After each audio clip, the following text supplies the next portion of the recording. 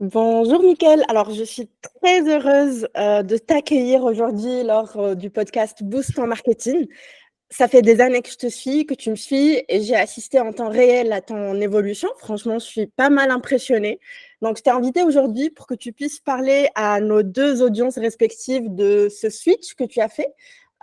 Comment tu es passé de l'e-commerce à vendre des formations high-ticket. Tu es le papa aujourd'hui de OMC. Tu aides des entrepreneurs à mettre en place des écosystèmes complets pour obtenir des clients sans compter uniquement sur la publicité.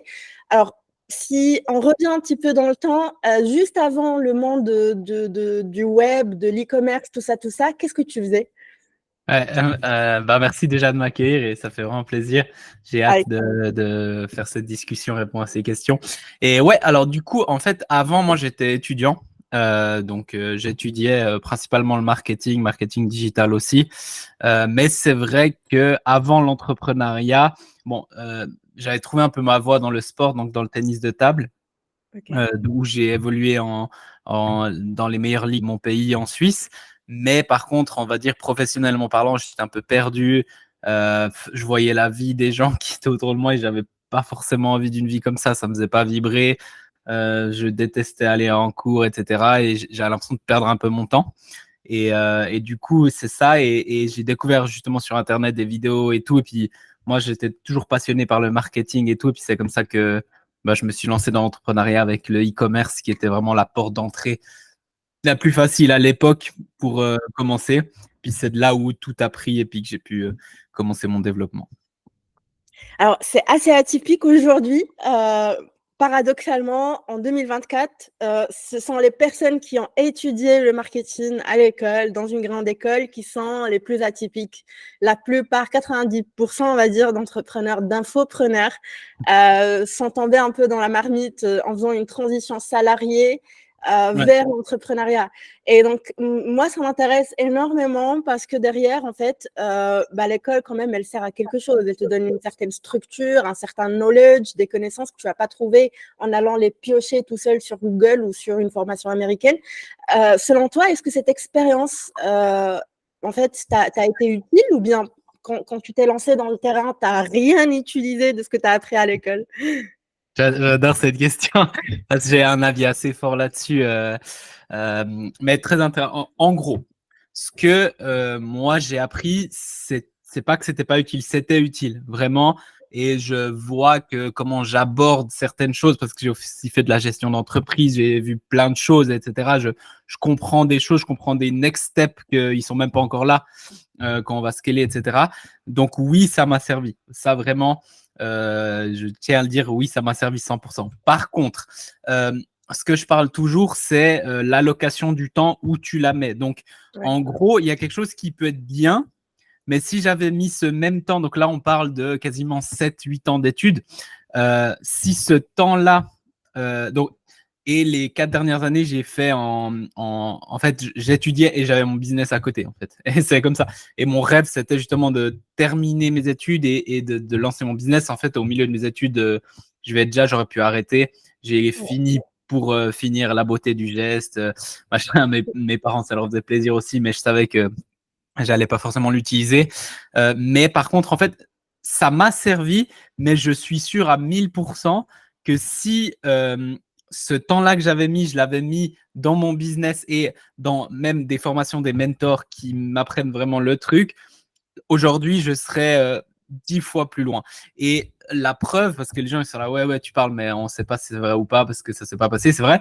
Sauf que j'ai une preuve, c'est que dès que j'ai fini mes études, j'ai quasiment fait en un an, quasiment x10, genre ça a explosé juste parce que au lieu que mon attention soit divisée Ouais. complètement et voilà, limite je faisais ça, voilà, bah là c'était vraiment toute mon attention là-dessus et puis du coup ça a explosé comme jamais et les mentors qui me forment et tout, c'est vraiment sur mon domaine.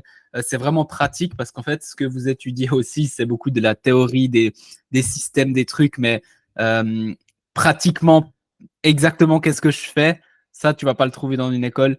Euh, Par contre, des mentors et tout qui m'ont aidé à dire, OK, tu fais ça, et puis tu as direct des résultats dans la vie réelle. Voilà, donc je suis pas anti-études et ça dépend aussi quel domaine, mais en marketing, par contre, je trouve que c'est 1000 fois mieux de franchement se faire accompagner, Ouais, faire une formation. Et puis, franchement, par exemple, j'ai vu des potes qui ont fait des écoles d'entrepreneuriat. Pour moi, je dis mon avis, c'est la plus grosse connerie qui existe. Ça coûte hyper cher, ça coûte des 100 000 euros, 60 000 euros, je sais pas combien à l'année, voilà. Et au final, ils sortent. J'ai des potes qui l'ont fait, donc je sais.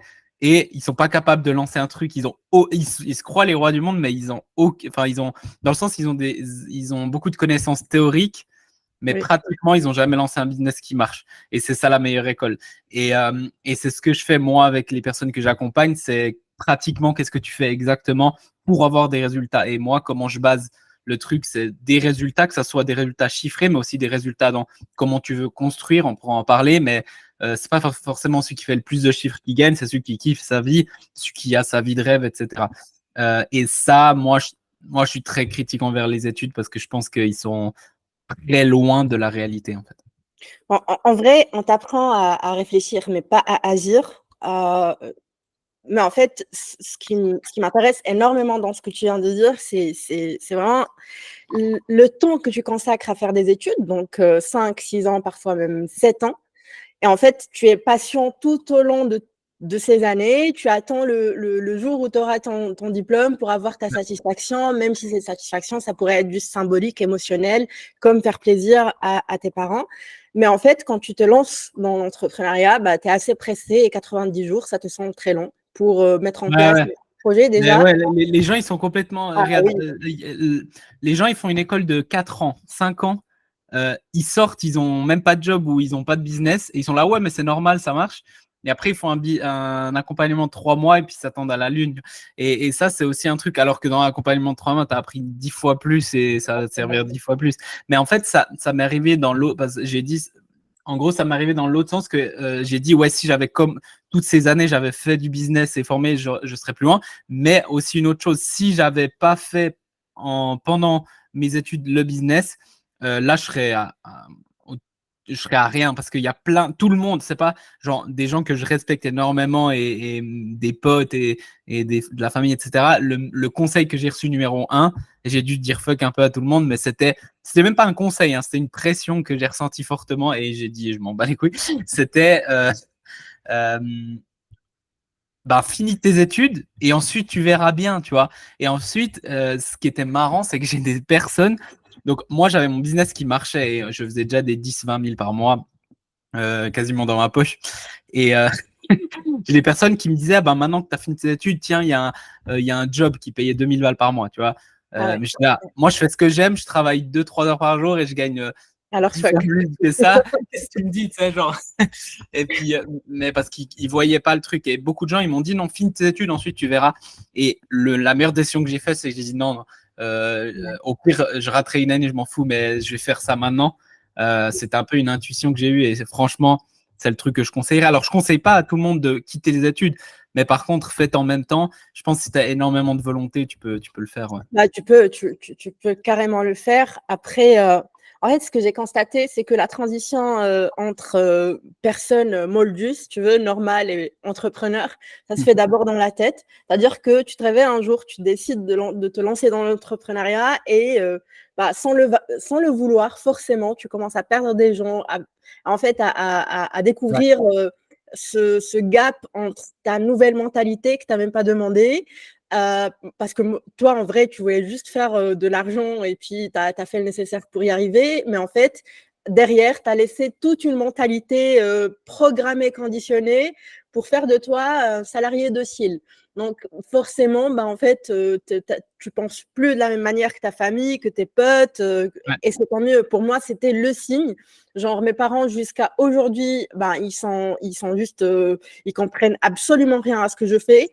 Et en fait, à chaque fois, ils me posent la question avec le petit sourire au coin du genre, mais en fait, on nous l'a foutu à l'envers parce que ben, nous, on a bossé quand même 45, Ouais. 50 ans de notre vie en tant que fonctionnaire pour ben, en fait générer gagner finalement ce que tu génères en une journée, voire moins, parfois en une petite heure en tant que copywriter.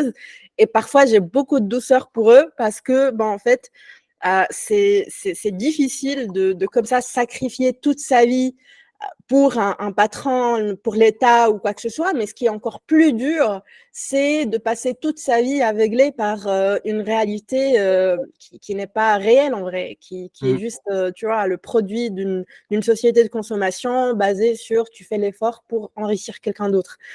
Mais en fait, ça me fait penser à cette question, à cette fameuse question qu'on pose à tous les entrepreneurs, qui est la question de la mission.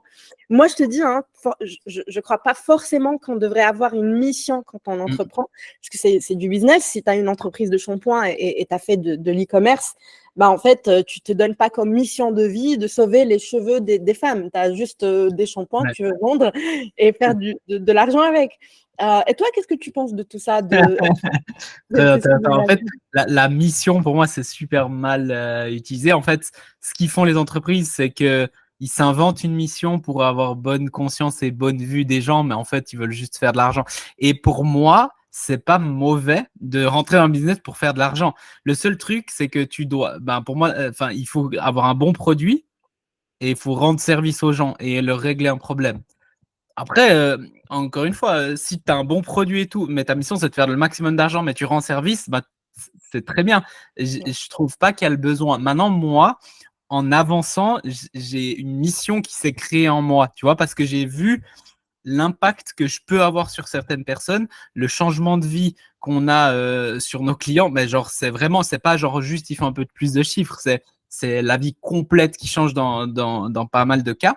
Et du coup, en fait, je me suis dit, putain, mais c'est hyper égoïste de garder ça. Donc, ma mission, c'est d'aller chercher les bonnes personnes et de les emmener haut parce que je sais qu'avec ce que je connais, je peux les aider à faire ça, tu vois. Donc, ma mission, en fait, elle est venue naturellement, mais je me suis pas inventé une mission quand j'ai commencé. Alors, oui, et puis, justement, j'ai fait des coachings, des machins. Ils me disaient, ouais, alors vas-y, trouve ta mission. Je te là, j'en sais rien. Moi, je kiffe ce que je fais. Enfin, tu vois, j'aime le marketing.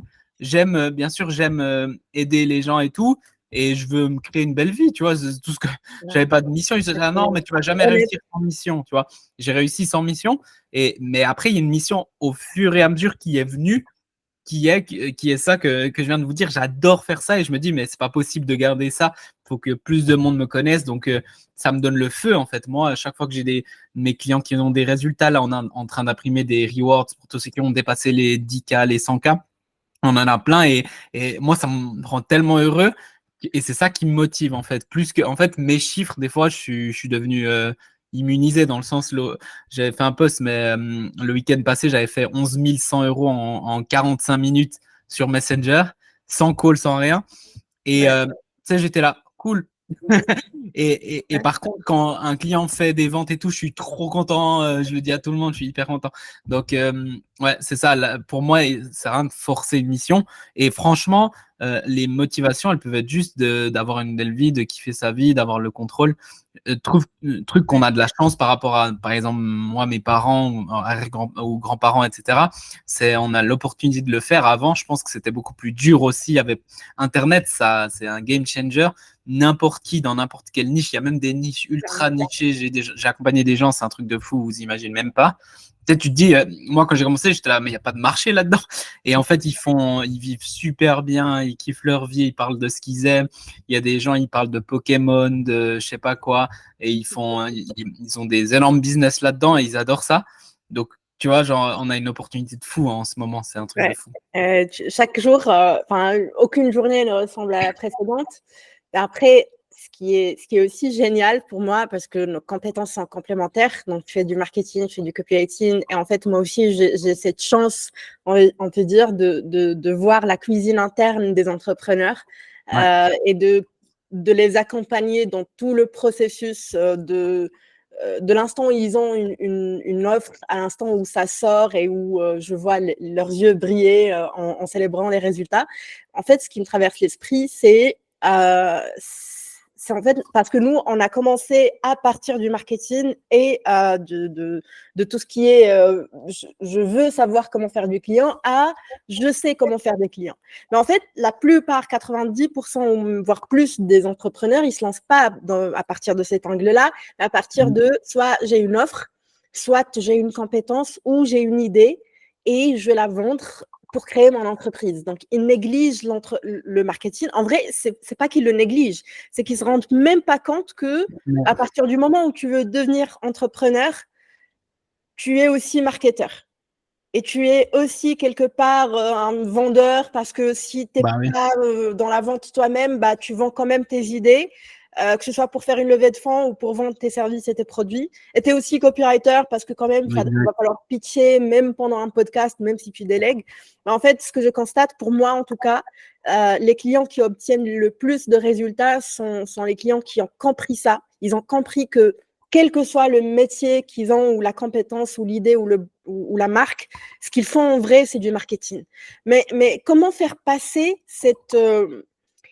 cette mentalité, si tu veux, parce que c'est une façon de vivre aussi, à quelqu'un qui ne s'y connaît pas, qui croit encore qu'il faut une idée géniale, par exemple, pour percer, ou je ne sais pas, il faut avoir un budget pub pour percer, et finalement, il se casse la gueule. Ouais.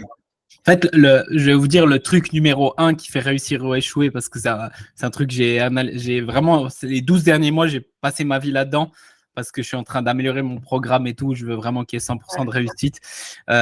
Et on n'est vraiment pas loin. Et j'ai passé ma vie à comprendre, mais c'est quoi je donne la même info à deux personnes, pourquoi une elle réussit, l'autre pas. Et alors, il y a plein de points, mais un des points principaux qui ressort, c'est les gens qui réussissent, ils pensent pas à eux, ils pensent aux autres. Et en fait, tu peux pas être égoïste et être bon entrepreneur, parce que et la plupart des gens, c'est ça, ils viennent. Oui, alors moi j'ai ça, alors oui j'ai une révélation, oui alors j'ai réfléchi, j'ai fait de l'introspection. Ouais, mais on s'en fout. Le marché, qu'est-ce qu'il veut? Tu vois, c'est ça. Donc toi, tu dois aligner bien sûr avec ce que tu connais, ton expertise, mais tu dois surtout comprendre ce que le marché veut, où ils en sont, où ils veulent aller. Qu'est-ce qui est important pour eux, où est le problème que eux ils voient pas, et comment positionner ton offre là-dedans. Une fois que tu as ça, t'es genre franchement, sincèrement, moi je suis un fan du marketing, je dis que c'est trop important, mais si tu as une bonne offre, même si tu es pourri en marketing, tu vas faire plein de ventes. C'est comme si tu as le meilleur restaurant de la ville, même si tu ne fais pas de marketing, les gens vont parler et tout, il y aura plein de gens dans ton resto. Si tu fais de la merde ou que tu as un resto, personne ne veut, tu peux avoir le meilleur marketing du monde, ils vont venir une fois, ils vont plus jamais revenir, et tu vas échouer. Donc ça, c'est le truc le plus important, c'est ton produit puis ton offre, comment tu la positionnes. Ça, c'est le numéro 1, les gens ils comprennent pas. Et ensuite, ouais, en fait, l'entrepreneuriat, c'est pour ça qu'en fait, c'est très dur au début, puis plus tu avances, plus. C'est pas que c'est plus facile, mais c'est que au début, tu commences, tu as zéro compétence, donc tu connais rien, tu es nul, et en plus, souvent, tu crois que tu connais plein de choses parce que c'est un peu arrogant.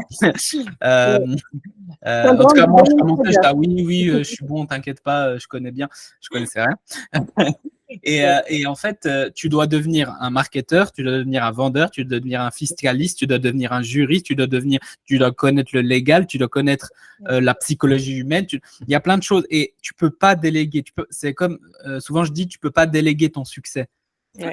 Donc au début, tu es obligé de faire tout, ou en tout cas, et c'est ça que moi justement, on en revient aux études, ça m'a servi, parce que dans les études, j'ai tout vu. Du coup, je comprenais un peu tout. Alors, je comprenais rien en profondeur, mais je comprenais un peu tout. Et ça m'a quand même servi, c'est vrai.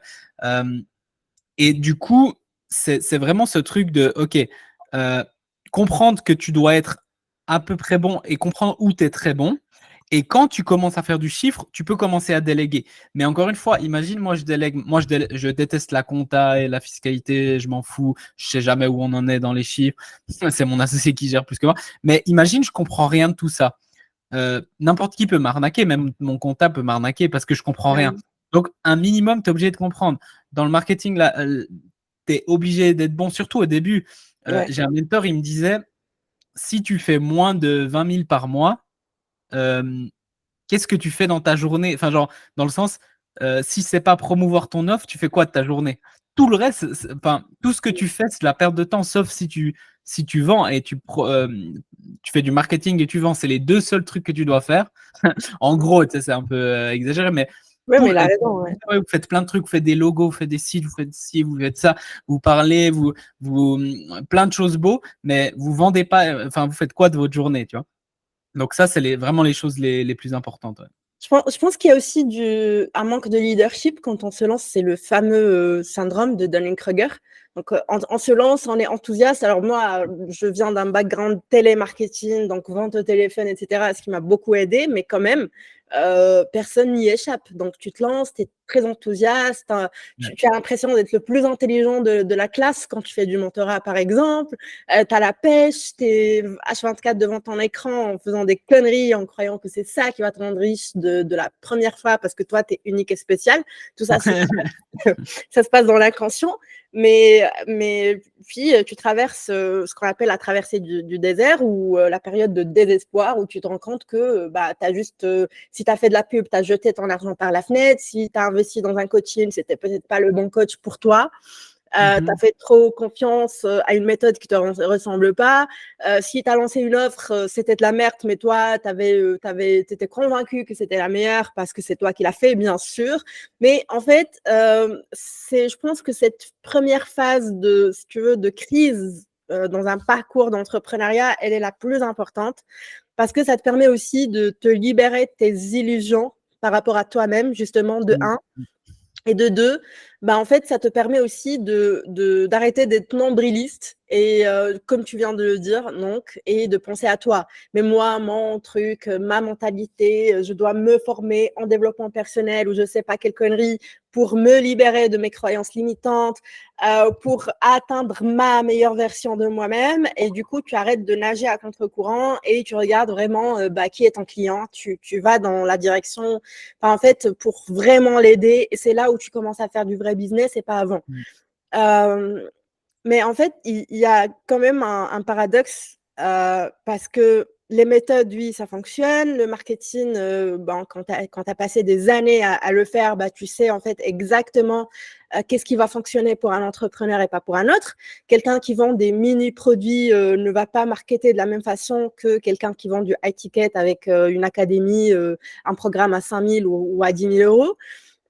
Mais en fait, comment tu décides quand un client vient te voir, quelle est la méthode qui va lui permettre d'atteindre les résultats avec, le plus rapidement possible et avec le moins d'efforts possible? Ou alors, tu as créé dans OMC une méthode standardisée qui peut marcher pour tout le monde, quel que soit leur produit ou leur positionnement.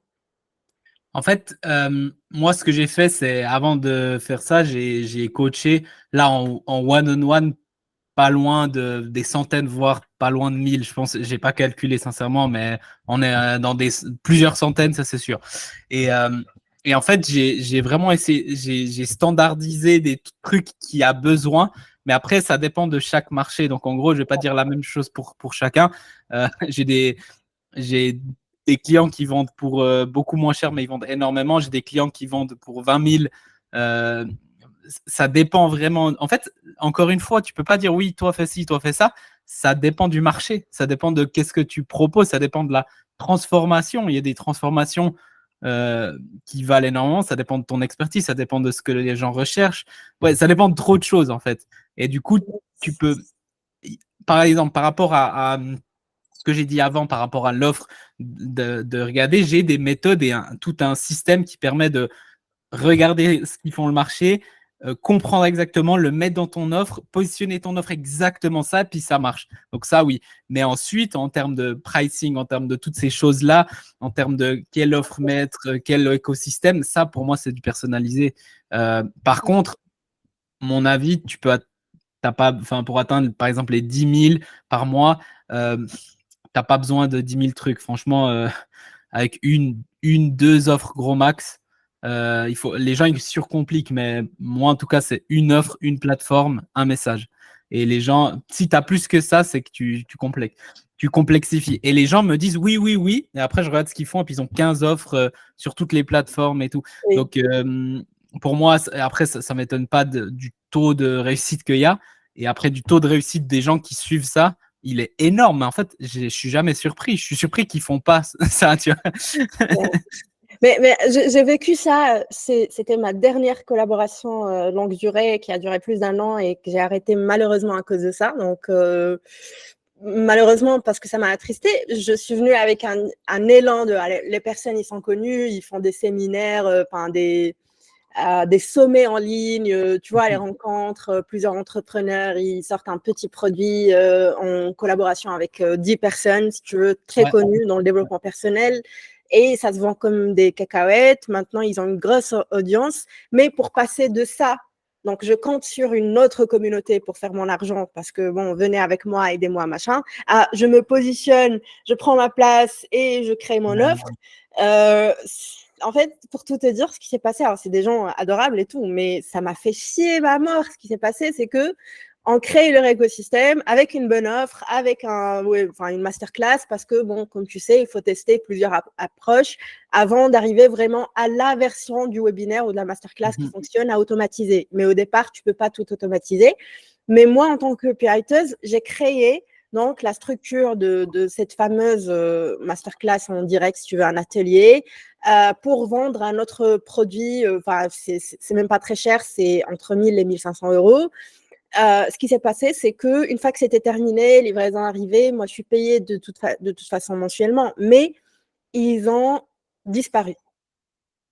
C'est un couple. Ils ont disparu, j'entends plus parler d'eux pendant 2 semaines. J'envoie des messages, est-ce que vous allez bien? Oui. Après, ils reviennent, ok, on décide de plus entreprendre en couple, d'accord, c'est pas grave, et on va sortir un MVP à 7 euros.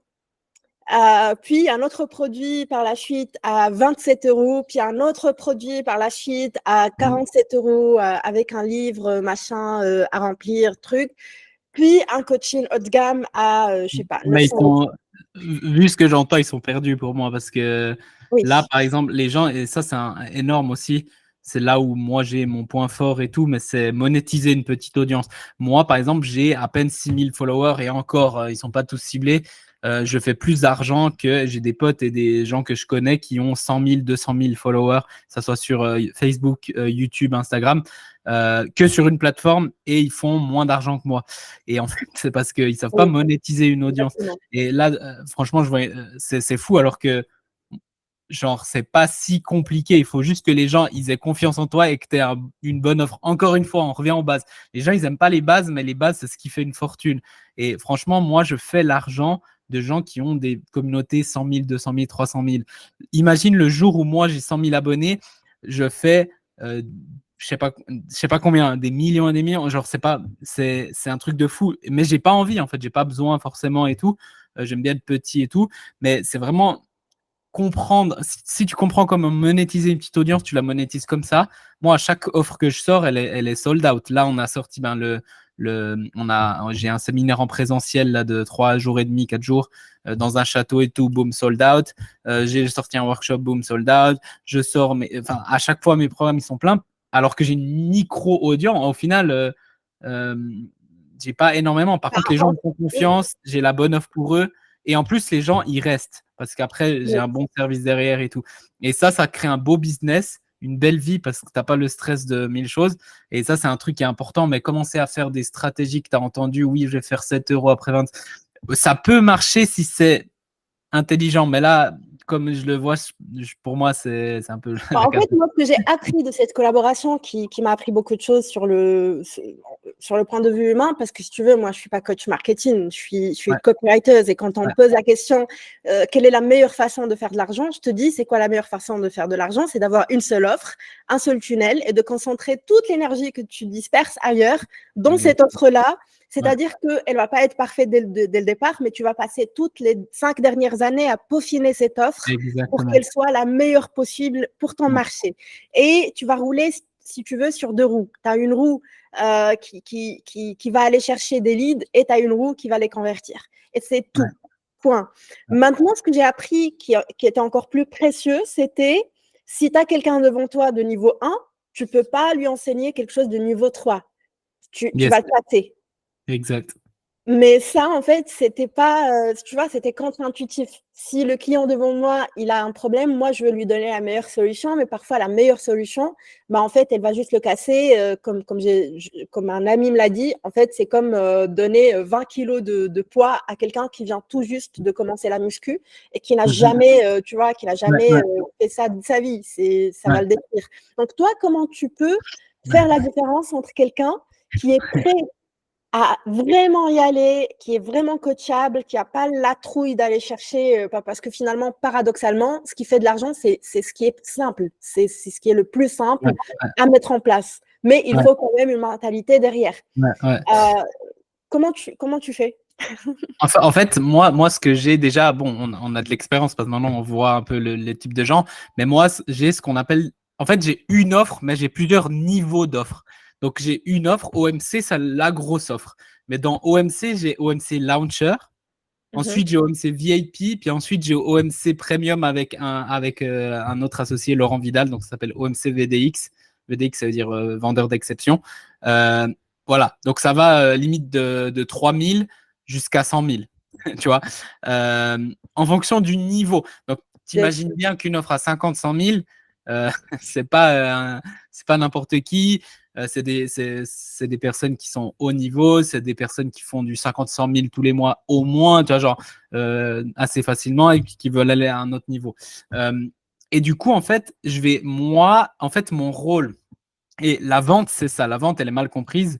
Et ça, je le prends justement de Laurent Vidal. La vente, c'est pas essayer de vendre. La vente, c'est juste, OK, c'est genre comprendre ce que les gens veulent et ensuite leur conseiller. Tu vois, en fait, t'es pas un vendeur, tu es un conseiller. Donc, Ouais. en gros, moi, si quelqu'un vient vers moi, je vais pas lui dire, ah oui, tu devrais. Je vais dire, OK, mais donne-moi ta situation. OK, bah, ce qu'il te faut, c'est ça. Ou peut-être que j'ai pas la solution. Si quelqu'un vient vers moi, il me dit, je veux 100 000 abonnés, je lui dis, oh purée, je suis la pire personne.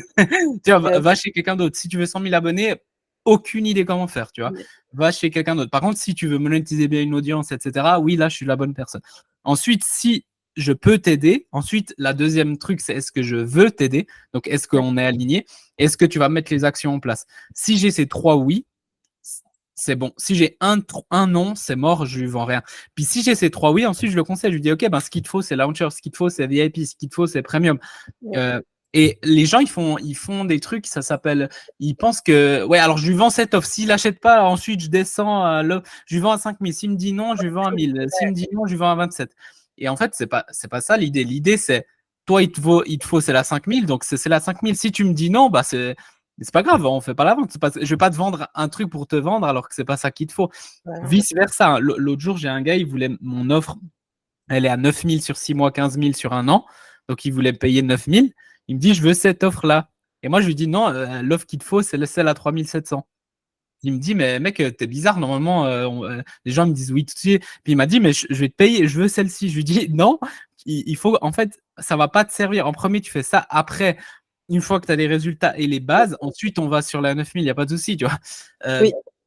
mais tu vois, il n'y a personne qui ferait ça. Les gens, ils seraient là, oui, alors vas-y, achète. Alors que moi, je savais que c'était pas bon pour lui de faire ça tout de Oui. suite. Parce qu'il n'avait pas encore les bases, le niveau, Yes. etc. Tu vois? Mais parce que tu as construit toutes tes offres sur ton persona, on peut dire persona, mais parce qu'on se comprend, Ouais, mais sur ouais. les besoins, la configuration psychologique de ton client chouchou, mais Mhm. aussi l'endroit où il se trouve actuellement. Je fais ça aussi avec mes offres. Yes. Si tu es débutant, tu as en fait un coaching, atelier de coaching avant de passer au copywriting parce que ton offre va être nulle, ton positionnement va être nul, tu sais même pas ce que c'est qu'une proposition de valeur unique, donc je peux pas juste te livrer une page de Ouais. vente. Euh, Après, j'ai arrêté de bosser avec les débutants, mais il y a en fait 3 offres et comme tu dis, pour le business service, c'est évident, tu peux pas faire du done for you pour quelqu'un qui n'a jamais compris ce que c'était le copywriting, n'a jamais entendu ce mot. Il Ouais. faut faire du coaching avec, etc., etc. Mais pour les formations, je t'avoue que je l'avais jamais vu comme ça, que les upsells, les downsells, c'était pas juste une question de client n'a pas acheté, donc redirection vers séquence Mais écrit 22. moi, ça me paraît fou, mais tout le monde fait ça. Tout le monde dit, OK, s'il n'achète pas, alors je lui vends ça. Ouais, mais c'est comme si moi, je veux un marteau, puis je dis, ah, t'as un marteau, mais il est trop cher, je le prends pas, je sais pas, j'ai pas l'argent. Tu me dis, OK, mais achète ces ciseaux. Je suis là, non, j'ai besoin d'un marteau, en fait. Tu vois. Mais les gens, ils vont essayer de manipuler pour vendre ce ciseau, pour Yes. faire une vente. Tu vois, c'est complètement con, tu vois. Ouais. Et du coup, toi, tu es là pour conseiller le client, pour l'aider, pas là pour lui vendre. Moi franchement, si quelqu'un m'écrit ou m'appelle et j'ai pas ce qu'il faut, ou voilà, ben, c'est un call réussi de lui dire, ah ben, je te Ah ouais, redirige, ou clairement. je Oui. peux t'aider. Mon but, c'est que toi, je te donne le truc qu'il te faut. C'est ça. Ça, c'est déjà bon, c'est un minimum intègre, mais en plus de ça, c'est comment ça se fait. Et grâce à ça, ben, les gens me font confiance. Quand je dis fais ça, les gens ils font. Pourquoi? Parce qu'ils savent que je vais pas te le dire si je le pense pas et que je veux 100% de réussite. C'est pour ça que, en fait, c'est moi qui sais si tu vas réussir ou pas avant toi parce que moi, je connais mon programme. Et du coup, Exactement. moi, je dois juste te poser des questions pour savoir si tu réponds aux critères. Si c'est oui, c'est bon pour moi. Si c'est non, c'est pas bon. Et puis, Yes. la confiance, elle se crée comme ça aussi.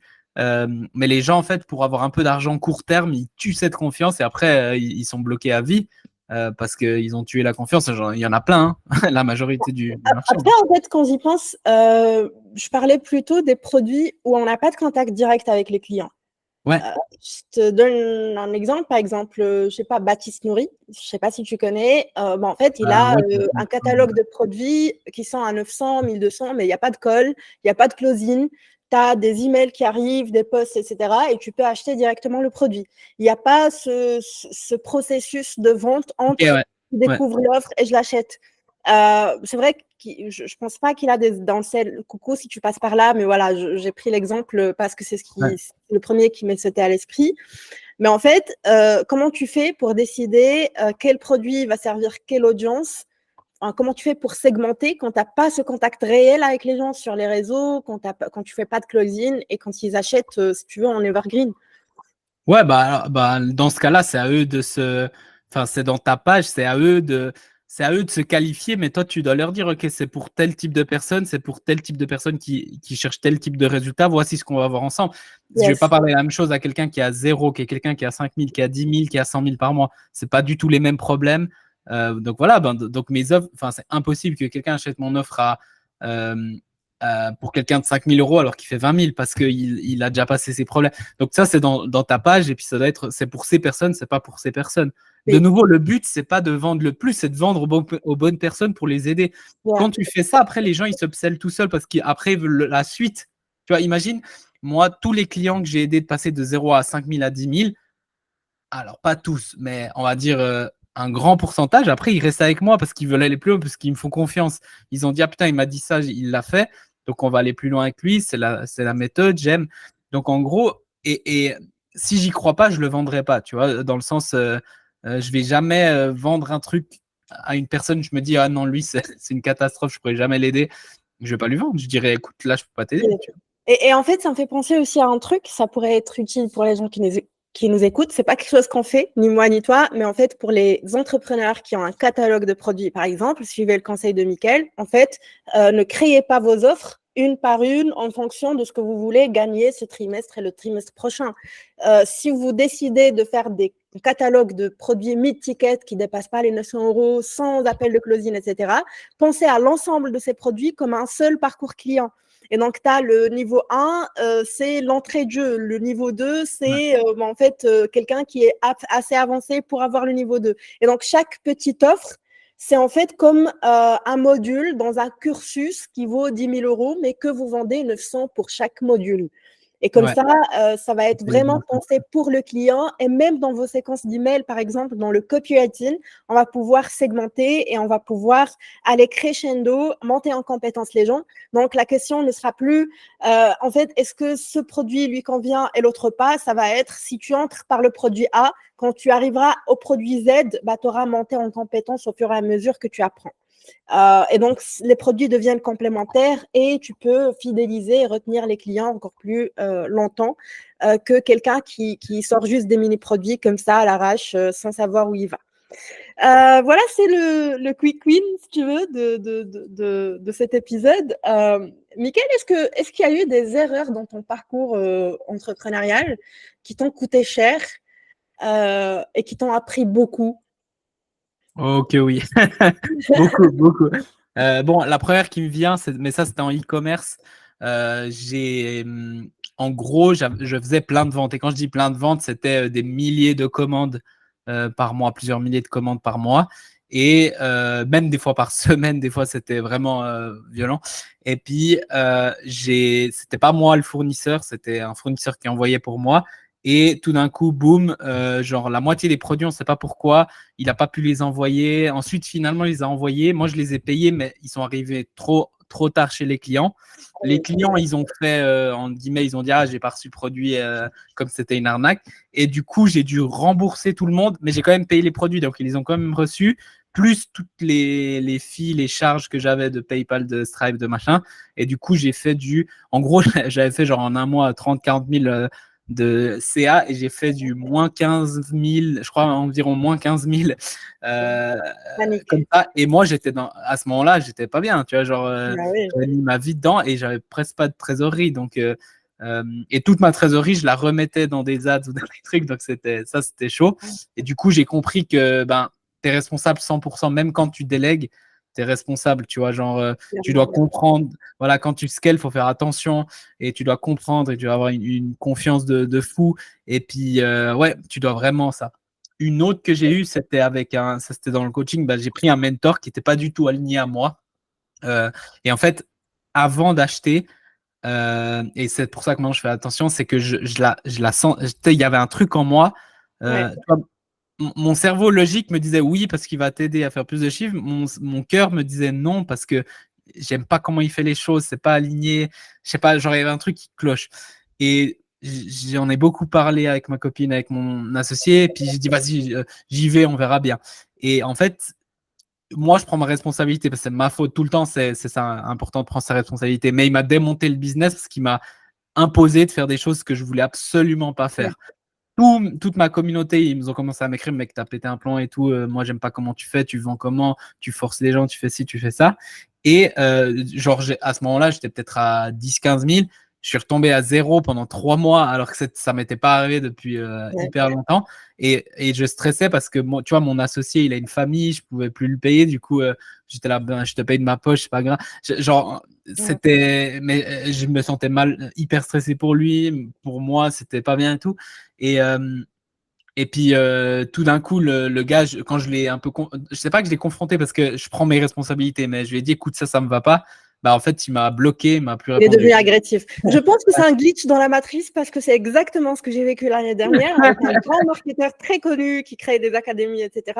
Et quand je l'ai en fait confronté, bah, il a commencé à dire, il m'a bloqué déjà, et il a commencé à dire à tout le monde, mais en fait, elle fait des trucs de nana, elle pleurniche, alors que c'est pas du Non, tout ma personnalité, tu vois. Elle a commencé et à même ouais, sortir non, des. non, ça, moi, ça me paraît fou. Et puis, tu vois, moi, par exemple, moi, j'ai très rarement des problèmes, mais quand j'ai des problèmes avec j'en ai eu, genre, sur toutes les années, ça se compte même pas quelques-uns, tu vois, peut-être 2 ou 3. Mais à chaque fois, j'ai parlé avec les gens, puis on a trouvé une solution ensemble, tu vois. Exactement. Et j'ai jamais, au final, c'est toujours bien passé. Bien sûr, il faut que l'autre personne soit de bonne foi, mais genre, si quelqu'un me vient vers moi, ça m'arrive presque pas, mais moi, déjà, c'est un bon feedback, et puis j'essayerai de voir, ou au pire, tu rembourses, j'en sais rien, mais tu fais quelque chose. Le fait de réagir comme ça, ben, ça parle beaucoup de la personne, mais moi aussi, ça m'a appris que euh, tu, c'est très important pour le client d'être aligné avec l'autre, avec le formateur, et vice-versa. Ouais. Et moi, ça, je le dis, tu sais, des gens qui veulent mon truc ou comme ça, où je leur propose, je leur dis, ouais, mais ce qui est important, est-ce que tu as le bon feeling avec moi? Si tu as un truc dans ta tête qui te dit non, prends pas. Tu vois, et je leur dis ça. Pourquoi? Parce que c'est hyper important. Si, en fait, et surtout, si ça match, ils vont exploser parce que une fois qu'il y a cette confiance et cette complicité, c'est comme un athlète et son coach, des équipes et tout. Quand il y a cette complicité, cette confiance, tu peux gravir des montagnes, tu peux atteindre la lune, vraiment. Mais quand il y a dès le début, il y a un truc qui ne matche pas, autant pas le faire des deux C'est côtés. Et puis si c'est moi, la même chose. Si j'hésite sur un gars, je vais dire écoute, pas maintenant. Tu vois, Ouais. ce qui est pas logique à court terme, tu dis ouais, mais tu as raté une vente. Et je suis là, ouais, mais à long terme, c'est hyper intelligent de faire ça parce que ça t'invite pas un problème. Et puis les gens, ils apprécient. Et après, si j'en ai plein qui reviennent, la plupart d'ailleurs, ils reviennent. Et ils viennent avec le. Quand ils reviennent, peut-être c'est 2, 3, 6 mois, un an plus tard, mais ils reviennent avec le bon mental. Et ça, c'est nouveau. Pour moi, il n'y a pas assez de gens. Enfin, je connais pas beaucoup de gens qui font les choses comme ça, mais c'est important, tu vois. Je sais que bah, les gens avec qui j'échange, toi, et puis Ouais. d'autres personnes du marché, mais il y en a franchement les gros et tout que je vois, puis je connais plein de gens qui ont travaillé avec eux ou qui ont été dans leur programme, ils font pas ça, tu vois. Alors, ça nous amène à la question qui me taraudait depuis tout à l'heure. Est-ce que tu peux décrire la configuration d'un client à qui tu diras non, même pour tout l'argent du monde? Ah, mais, On ne peut pas travailler ensemble, même si tu me payes, je ne sais pas. Bon, ça bug un petit il y peu. a- On va attendre Tu me 5 vois? secondes. Je vais débrancher, peut-être que c'est mon PC, je sais pas.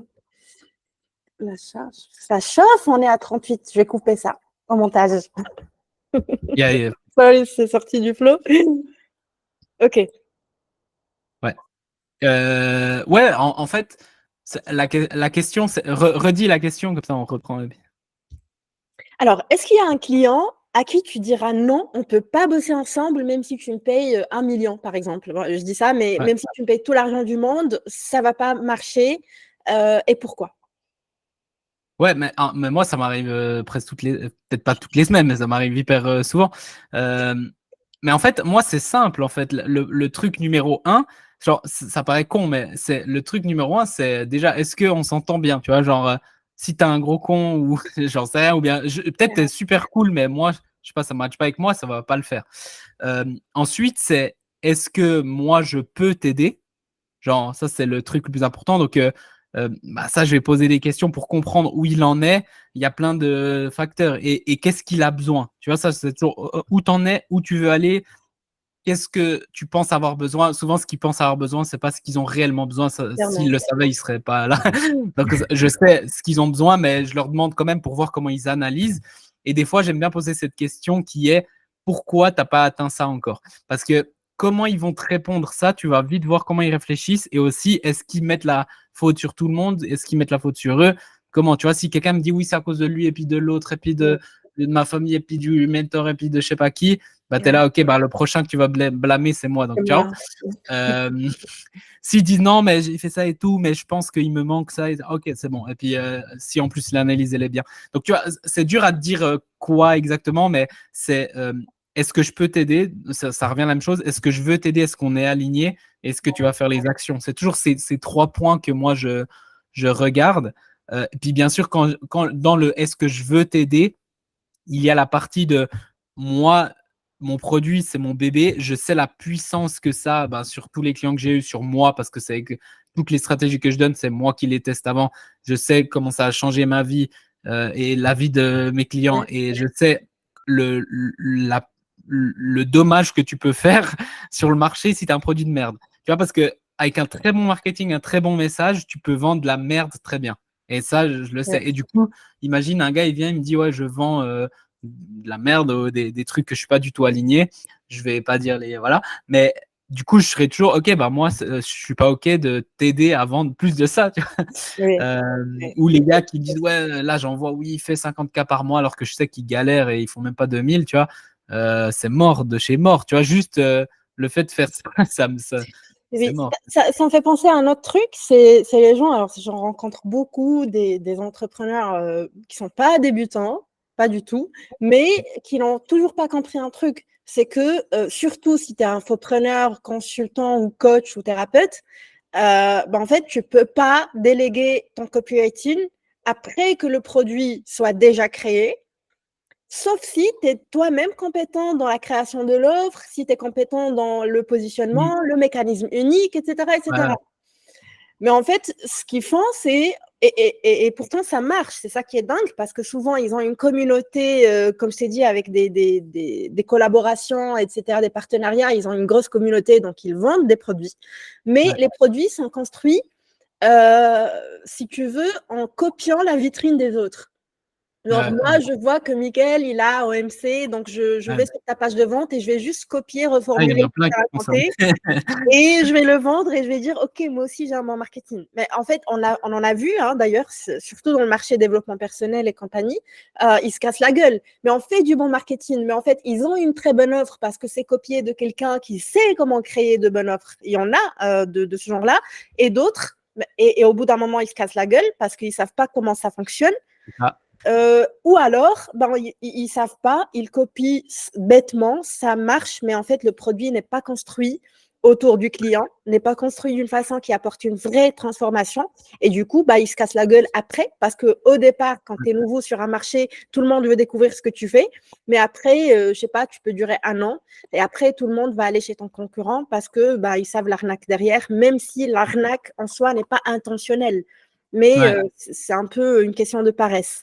Euh, Justement, pour revenir à OMC, franchement, j'adore ton marketing, ça se voit déjà. Hein, c'est en fait, c'est ta vitrine. Et déjà, en arrivant sur ta page de vente, on voit comment tu peux construire une offre avec un mécanisme unique. Ton copywriting, il est bien ficelé. Tu as un associé avec qui tu travailles. Est-ce que, en fait, le fait d'avoir un associé et je ne sais pas si tu as une équipe, c'est ça qui t'a permis vraiment de créer une offre qui cartonne, mais j'ai l'impression que tu t'épanouis dedans, ou alors comment ça s'est passé pendant dans la cuisine interne, pendant la création de l'offre en soi? Ouais, intéressant cette C'est question. parti d'où t'es venue l'idée après les coachings que tu as fait? Voilà, raconte-nous un petit peu l'histoire de la création OMC. Ouais. Mais déjà, tu dis, ouais, t'es bon. Alors oui, moi, le marketing, c'est ma passion. Ça fait 5 ans que je fais que ça de ma vie. J'ai vu toutes les formations, toutes, c'est dur, hein, mais j'ai lu tous les gros livres, toutes les formations. J'ai tout fait et j'ai passé ma vie à comprendre ça. Ouais. Est-ce que je peux améliorer? Oui, énormément encore, mais je pense connaître beaucoup. Et puis, les gens qui me disent, t'as un bon copywriting, t'as un bon marketing, je leur dis oui, mais en fait, je suis juste sincère dans le sens, et c'est pas sincère genre oui, je suis sincère, mon produit, c'est je dis vraiment ce que je pense. Et en fait, mon meilleur marketing, c'est mon produit. C'est-à-dire, je suis tellement fier de mon produit que c'est hyper dur à mal le communiquer. Alors que si j'avais un produit de merde, ça serait hyper dur à bien le communiquer, même si je connais les tips, les tricks, les machins. Sincèrement, je vous dis, hein, quand je fais si je fais mes pages ou si je fais mes posts et tout, je pense pas que je vais mettre ce principe, ce truc-là. Genre, oui, j'ai des trucs cachés, machin, mais 80%, je suis juste sincère. Tu vois, je dis juste ce que je pense. Et ça, c'est un truc juste que je voulais noter. Pour OMC, alors du coup, moi, je l'avais créé et tout. J'ai rencontré aussi mon associé, et mon associé, ça s'est fait pas parce que, à la base, c'est même pas parce qu'il était performant, c'est parce que je m'entendais trop bien avec lui. Ouais, Et ouais. maintenant, c'est devenu un de mes meilleurs amis. C'est-à-dire, genre, limite, c'est la personne au monde avec qui j'écris le plus, avec ma copine, je pense. Tu vois, genre, c'est vraiment, genre, on s'écrit quasiment tous les jours, business, mais aussi personnel. À chaque fois qu'on a des trucs et tout, on s'appelle et tout. Euh, et pour moi, ça, c'est le plus important d'ailleurs. Et puis, en fait, ce OMC, on l'a créé, vraiment, c'est pour ça que c'est mon bébé, c'est qu'on l'a créé. Mais ensuite, ça fait, je crois, ça fait 2-3 ans qu'on l'améliore constamment. Donc, tous les mois, on fait un mastermind et déjà, on demande aux clients, on demande aux prospects et on parle entre nous qu'est-ce qu'on peut améliorer, mais pas pour nous, mais pour le client. Le but, c'était pas, oui, moi, comme ça, je ferai un meilleur marketing. C'est comment je peux faire que le client ait plus de résultats, se sente mieux, qu'est-ce qu'ils veulent, qu'est-ce qu'on fait bien, qu'est-ce qu'on fait mal. Et ça, il faut pas se leurrer et dire on fait tout bien. Non. Voilà. Et du coup, quand tu améliores petit à petit, et puis tu adaptes au marché, bah en fait, et là, on a créé un process que justement je donne à mes clients. Bah en fait, au bout d'un moment, tu as le truc. Maintenant, c'est vraiment des détails qu'on change parce qu'on a vraiment matché exactement ce que veut le marché, tu vois. Euh, mais ça nous a pris un bon moment. Maintenant, on aurait pu le faire plus vite C'est du avec ce qu'on fait nous fine-tuning aujourd'hui. maintenant, oui. Ouais. Qu'est-ce que tu dirais à quelqu'un qui nous écoute aujourd'hui et qui est assez impressionné par ce que tu racontes, qui n'ose pas venir te voir pour communiquer avec toi, avoir plus d'informations sur OMC? En fait, je dirais, regarde déjà ce que tu veux. Tu vois, genre, qu'est-ce que tu veux vraiment et qu'est-ce qui est important pour toi. Si, par exemple, tu vois, pour toi, moi, j'adore l'argent, hein, tu vois, et je veux faire beaucoup d'argent, je ne me cache pas. Par contre, si pour toi, il n'y a que l'argent qui compte, tu es prêt à arnaquer des gens et à mentir et tout ça, ou c'est que l'argent qui compte, c'est pas d'autres choses. Déjà, tu vois, au MC, il n'y a même pas la discussion. Il faut même pas que tu viennes me contacter. Parce qu'il y a d'autres personnes qui vont te permettre de faire plus d'argent avec leurs méthodes qui sont, pour moi, qui sont pas bien, mais après, pour d'autres personnes, ils aiment. Maintenant, c'est comment tu veux construire ton business. Tu vois, par exemple, nous, ce qui est important, c'est pas seulement l'argent. Bien sûr, c'est l'argent qui est important parce que c'est l'oxygène d'un business et d'une vie. Ça aide beaucoup. Mais par exemple, pour moi, le plus important, c'est créer une vie que j'aime. Moi, aujourd'hui, et ça, je le dis avec le cœur, j'ai créé ma vie de rêve. C'est-à-dire, l'autre jour, je parlais aussi avec une de mes sœurs et tout, et puis il me disait, ah ouais, le lundi, c'est chiant, j'aime pas les lundis. Puis elle dit, je connais personne qui aime les lundis. Et moi, je dis, moi, le lundi, c'est le meilleur jour de la semaine. Genre, j'attends que le lundi. Tout le week-end, j'espère qu'on est le lundi parce que j'adore tellement ce que je fais. T'imagines? Mmh. euh, Ouais, et en fait, te créer une vie de rêve. Tu vois, là, je voyage, ça fait 1 an qu'on voyage, je fais que de voyager et tout, on a encore des projets et tout. Là, je vais aller à Barcelone, ensuite en France, là, j'ai été en Argentine, et puis là, on a un projet, on va encore plus voyager. Moi, c'est ça le plus important, c'est d'aimer ce que je fais. Ensuite, j'ai un business. Moi, je travaille beaucoup parce que j'ai des projets, mais en 2 heures par jour, je peux gérer mon business sans problème. Et je l'ai fait tout cet été où j'ai pas arrêté de voyager, et puis en 2 heures par jour, et on a fait des mois énormes. Donc, tu vois, ça, j'ai un écosystème qui travaille pour moi, j'ai des revenus récurrents, du coup, j'ai moins de stress. Donc, si c'est ça que tu recherches, là, oui, peut-être ce que je fais, ça va t'intéresser. Ensuite, par rapport à moi, si quelqu'un aime bien ce que je fais, etc., sachez que si vous venez me parler, moi, je vais pas essayer de vous vendre, au contraire. Je vais essayer de vous pas vendre, tu vois. Je vais essayer d'être dans votre truc et de voir qu'est-ce que, voilà. Et si je peux t'aider, je vais te le dire. Et ensuite, tu prends ta décision. Et les gens, ils ont peur de venir parler parce que, ben, ils pensent qu'ils vont se faire menotter comme beaucoup. Maintenant, tu dois me dire, t'es une merde si tu vois. Alors que moi, tout au contraire, je vais dire non. Euh, Hier, c'était hyper drôle parce que on a rigolé avec mon associé parce que des fois, je fais des petits calls comme ça, quelqu'un que j'hésite et tout. Et puis, ben, au final, c'était un bon client et tout. Puis il m'a dit, OK, bah, c'est bon, je commence. Et je lui ai dit, non, non, moi, j'ai envie que tu prennes ton temps. Là, il allait me payer. Il me dit que je paye comment? Je lui dis, non, s'il te plaît, enfin, genre, prends ta soirée. Limite, tu me réponds demain ou après-demain. Je veux vraiment que à froid, réfléchis bien. C'est une belle décision. C'est une importante décision pour toi. Et fais-le, genre, logiquement et avec le cœur. Si tu es 100% OK, tu viens, tu me dis. Sinon, tu me dis, il n'y a pas de souci. Et puis, on va pas. Dès qu'on va go, on va go. Il n'y a pas de retour en arrière, ouais. Et il faut qu'on puisse se faire confiance. Non, c'est surtout ouais, ce qu'il sent, tu vois. Et s'il go avec le truc, c'est sûr qu'il va réussir. Moi, j'ai aucun doute. S'il go avec un doute, ça va foirer à un moment donné. Et du coup, tu vois, genre là, c'est pour ça que les gens maintenant à moi, ils osent me parler parce que ils savent qu'à aucun moment, même je vais les conseiller, puis et ensuite je vais avoir énormément d'empathie et tout. Et moi, par exemple, si je peux t'aider, je vais te le dire. Je vais pas dire oui, non. Je vais te dire, écoute, je peux t'aider, on va faire ça, ça, ça. Et ensuite, tu prends ta décision. Mais par contre, je vais vraiment encourager la personne à réfléchir par elle-même, à lui montrer où il y a le problème. Donc voilà, et donc n'ayez pas peur de discuter et tout. Et puis moi, par exemple, si je peux pas t'aider, je peux te rediriger. Je connais beaucoup de monde, je peux te rediriger aussi vers les bonnes personnes. Et ça, c'est aussi quelque chose. Donc voilà, donc ouais, n'ayez pas peur par rapport à ça. Donc voilà, et puis ne soyez pas impressionnés. Franchement, c'est qu'un process. Moi, franchement, je me vois pas comme incroyable. C'est juste, j'aime tellement ce que je fais que tu deviens bon quand tu aimes tellement ce que tu fais. Et je pense que n'importe qui, parce que je suis parti de zéro, ça c'est un truc que je suis fier, un peu comme, je pense comme toi, je suis parti de zéro argent, zéro compétence, zéro communauté, parce qu'il y a plein de gens qui sont gros, mais ils se sont fait pousser par un autre, ou ils avaient beaucoup d'argent en pub, ou plein de choses. Moi, je suis parti de zéro, de rien, tout seul, et je me suis créé comme ça. Et tu peux, hein, franchement, c'est juste, ça prend un peu de temps, et puis ça prend les bonnes stratégies. Donc voilà, et c'est pour ça que j'ai créé aussi OMC, parce que tu as tout de A à Z, et je l'ai créé dans ce sens-là pour vraiment que tu as tous les armes pour le faire. Il y a plein de trucs qui me passaient par la tête pendant que tu parlais, parce que je visualisais vraiment ce que tu dis, et puis je visualisais aussi ton parcours, parce que comme je vous ai dit, on s'est connus depuis quelques années. C'est la première fois qu'on a l'occasion de se parler de vive voix, et on voulait que ce soit en direct. Mais en vérité, tu étais parmi les rares personnes, quand je lis tes posts, je les sens. Je repars avec un feeling, avec une émotion. Et l'émotion est souvent motrice de changement, de déclic, de positivité.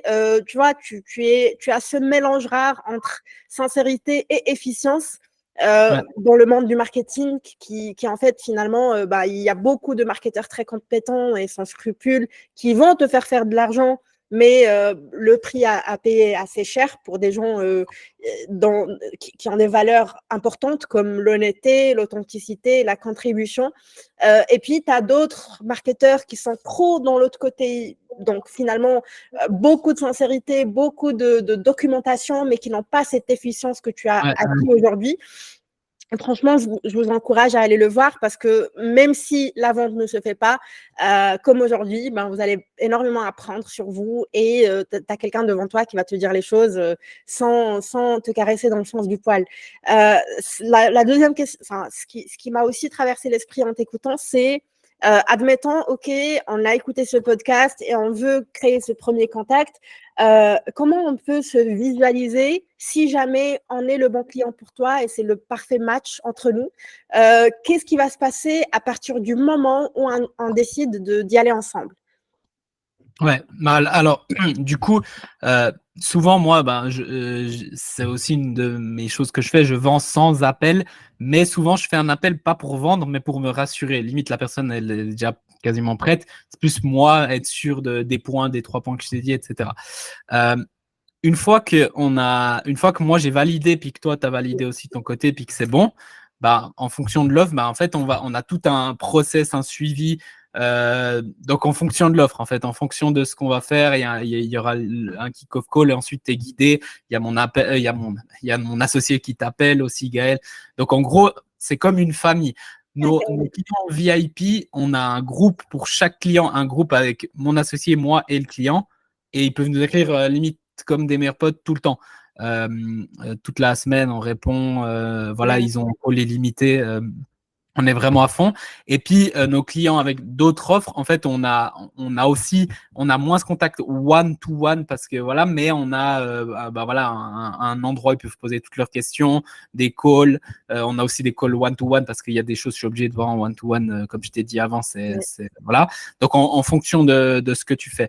Et en fait, genre, moi, je vois des transformations assez rapides parce que on a vraiment des principes qui sont puissants, mais justement, moi, ce que j'ai besoin, c'est comme si j'ai plein d'ingrédients, mais il me manque un ingrédient, c'est l'entrepreneur hyper motivé. Donc, si tu es un entrepreneur motivé, c'est comme si il y a une solution chimique et ça explose.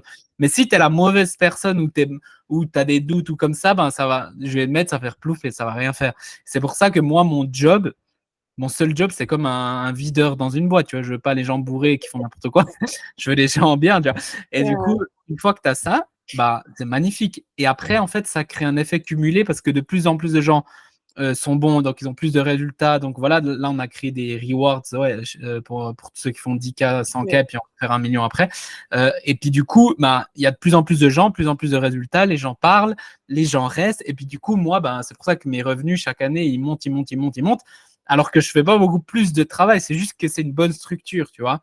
Et on parle beaucoup de scaling, mais moi, j'ai pas besoin de scaler, ça se fait naturellement. Et mon temps, au final, c'est le même qu'il y a 1 an, qu'il y a 2 ans. Je travaille pas plus. Ou, tu vois, genre, c'est juste une bonne structure. Finalement, ouais. C'est important. Ouais. C'est important de se sentir épanoui et de ne pas courir dans tous les sens pour avoir des clients ou pour servir tes clients ou pour avoir de l'argent. Et en fait, franchement, n'hésitez pas, les gars. Franchement, OMC, c'est une méthode de ouf. Mais quand je préparais cette interview, j'ai réalisé que Mickaël, il a aussi d'autres offres. Des petits produits qui partent de 29 €. Donc, pour 40. Les gens qui... 40, 49 47, 40. Ok, 47, voilà. Je pense que c'était la masterclass. Non. En fait, j'ai une offre à abonnement à 47 € par mois. Ok.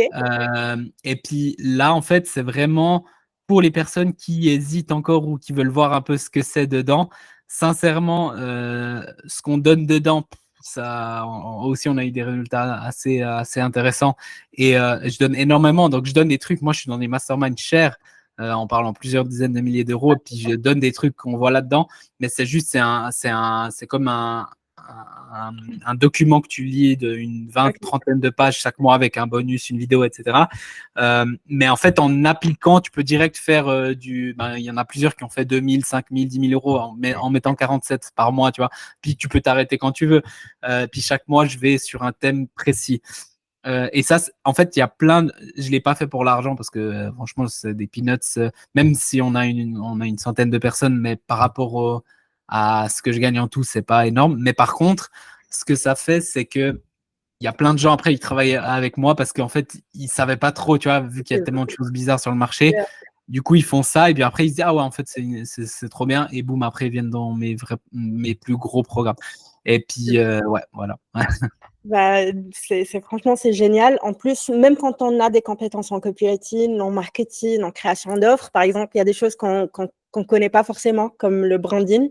Moi, ça m'a pris la tête le truc pendant des années parce que je suis mauvaise en couleurs, etc. Bon, j'ai suivi une autre formation, mais sans ça, bon, c'était vraiment une catastrophe pour quelqu'un qui est à l'aise avec les mots, mais pas avec le design.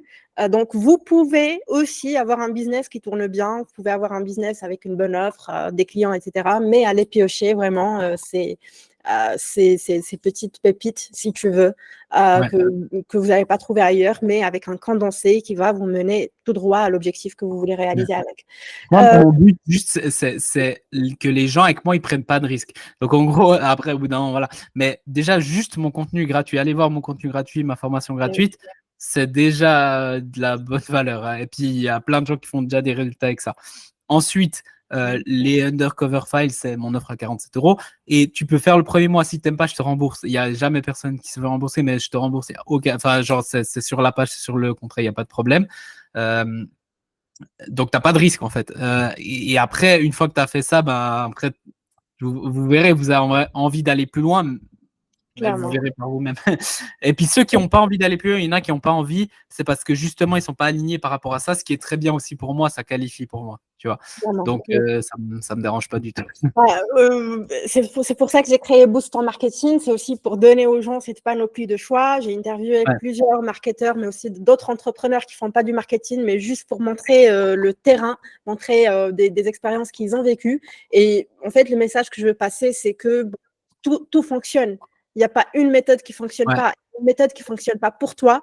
Et en fait, le plus important avant de choisir la méthode, c'est de choisir la personne qui va te montrer cette méthode-là. Donc, que ce soit un mentor, un coach, même un formateur gratuit sur YouTube, il faut vraiment sentir cette affinité, s'identifier à ton récit. Si toi, tu as fait des études et en fait, tu as envie d'aller avec quelqu'un qui te comprend dans ta mentalité, tu ne vas pas aller avec quelqu'un qui peut-être a un background différent. Voilà, donc il faut vraiment chercher cette affinité dès le départ, ou alors finalement tu vas le réaliser plus tard et ça va te coûter du temps et de l'énergie. Dernière séquence, portrait chinois. Je ne sais même pas ce que c'est. Alors, première question, tu dois répondre du tac au tac sans trop réfléchir. Si tu étais une personnalité très connue, une célébrité, tu serais qui? Federer. Allez, je sais. Ok. Si tu étais un plat? Lasagne. J'adore. Si tu étais une chanson?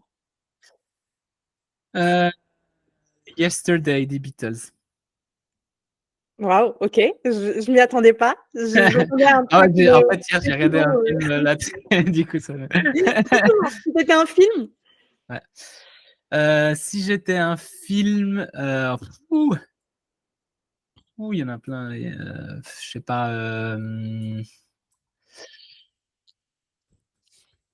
Inception. Allez. Il y a un autre qui s'appelle Waking Life. Tu vas adorer. C'est Waking Life. Waking Life. Waking Life. J'ai oublié le nom du réalisateur, il est assez connu. Oui, mais c'est en fait un film en animé, un petit peu comme un trip, comme un rêve, où il n'y a pas d'histoire, il y a juste des gens qui conversent, il y a des dialogues, et en fait, ça fait triper. Mais voilà, c'est un petit chef-d'œuvre. Écoute, j'ai été très, très heureuse et honorée de t'accueillir aujourd'hui. Je pense que ça ne va pas être notre dernière interview. J'ai l'habitude de dire à mes invités que je vais refaire cette interview au bout d'un an ou un an et demi, juste pour suivre, voir un petit peu comment ça se passe pour toi, peut-être plus 20 minutes, pour vraiment rester au contact et montrer aussi ton évolution. Je suis sûre qu'on célébrera de belles surprises vu ton parcours. Est-ce qu'il y a quelque chose que tu veux dire aux personnes qui nous écoutent et qui te tient vraiment à cœur, peut-être un déclic, un message, un conseil ou juste quelque chose qui t'inspire? Moi, c'est toujours la même chose. Quand on me pose cette question, c'est toujours la même chose. C'est si tu sens un truc au fond de toi. Moi, je te dis, moi, j'ai senti ça. Je sentais depuis mon adolescence, il y a un truc, mais je savais pas ce que c'était. Mais en fait, suis ta passion, suis ça et suis ton cœur. Surtout, ça m'a jamais trompé. Mon mental, oui, il m'a trompé justement avec les erreurs que j'ai dit et tout, mais mon cœur, il m'a jamais fait une mauvaise décision avec mon cœur. Donc, si tu as un projet ou quelque chose, vas-y. Si tu es dans le business, t'hésites à travailler avec un coach ou n'importe qui, bah, suis ton cœur. Si tu te dis, ah ouais, Mickaël, je le sens pas, fais-le pas. Si tu le sens, fais-le. Suis ça. Franchement, ça va jamais te tromper, ton intuition, ton cœur. Et puis vas-y à fond, peu importe ce qu'on te dit et tout, même si tu foires, tu vas jamais regretter, mais tu vas regretter tout ce que tu n'as pas fait. Ça, je peux te le dire. Par contre, tu vas jamais regretter, même si le pire des cas, c'est tu peux toujours retrouver un job, tu peux toujours faire quelque chose, tu peux toujours t'en sortir. Mais suis ce que tu penses faire, suis ton cœur et n'écoute pas trop. Écoute les bonnes personnes dans les bons domaines. Ça oui, mais sinon écoute pas trop, écoute-toi parce que tu as les réponses en toi. Donc voilà, suis ton cœur, écoute-toi et surtout, n'aie pas peur de faire des erreurs. La différence entre un débutant et un expert, c'est juste que le premier a fait plus d'erreurs que le deuxième. Donc Ouais. voilà, mais il faut vraiment faire des erreurs, c'est la seule façon d'apprendre. Et suis ton cœur et sur ça, bah, en fait, on va terminer cet épisode et je vous retrouve pour le prochain épisode. Top. C'était génial. Attends, j'arrête l'enregistrement. Je te dis un truc, moi j'ai du mal à rester